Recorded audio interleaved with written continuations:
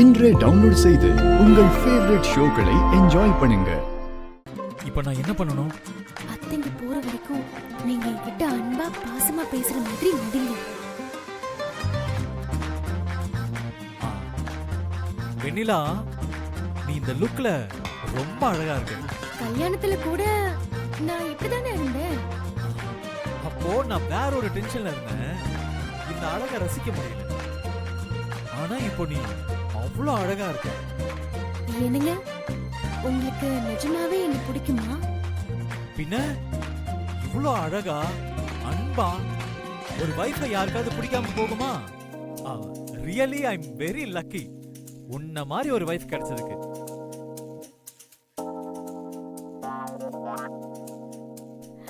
Please. ஏய், முடியல. அவங்க இருக்காங்க.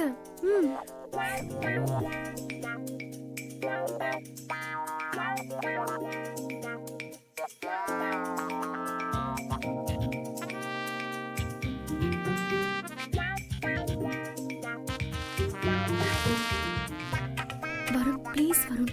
ரெண்டு அத்தைங்களும் இங்கேதான் இருக்காங்க. இன்னும் கொஞ்ச நேரம் நம்ம நடிச்சா போதும். ப்ளீஸ். இங்க பாரு, அவங்க போனாலும் சரி போகலைனாலும் சரி, இன்னும் கொஞ்ச நேரம் தான். சரி. ஏங்க, எதனால உங்களுக்கு என்ன பிடிக்கும்? இது என்ன கேள்வி? உன்னை பிடிக்க ரீசன் வேணுமா என்ன? எனக்கு நீனாலே ரொம்ப பிடிக்கும்.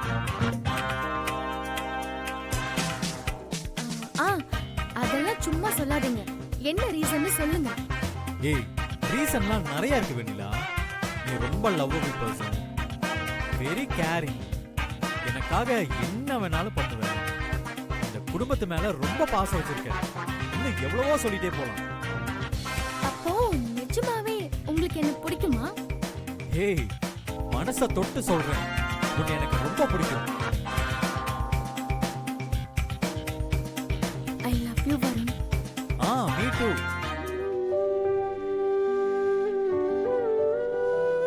பரவாயில்ல, நம்மள ஒர்க் அவுட் ஆகுது. வருண் ரொம்ப மாறிட்டான். வெண்ணிலா மேல பாசமா இருக்கான். இல்லக்கா, எனக்கு என்னமோ டவுட்டா இருக்கு. என்ன நம்மள சொல்ற? ஆமாக்கா, வருண் ரொம்ப பிடிவாதக்காரன். அவன் வெண்ணிலா கிட்ட இவ்ளோ க்ளோஸா பேசுறானா அதுதான் நம்ப முடியல. சந்தேகமாவே இருக்கு. இல்லையே நம்மள, வருண் பேசுறதுல நல்ல மாற்றம் தெரியுது. அவன் பாசமா பேசலக்கா, பாசமா பேசுற மாதிரி நடிக்கிறான். நம்ம உண்மையா ஒருத்தரை நேசிச்சா அவங்கள கஷ்டப்படுத்தினதை நினைச்சு முதல்ல கண்ணீர் தான் வரும். வருண் வெண்ணிலாவை நிறைய கஷ்டப்படுத்திருக்கான். ஆனா ரொம்ப கேஷுவலா வெண்ணிலா கிட்ட அன்பா பேசுறான். அங்கதான் எனக்கு சந்தேகம் வருது. அவங்க ரெண்டு பேருக்குள்ள ஏதோ சரியில்லை.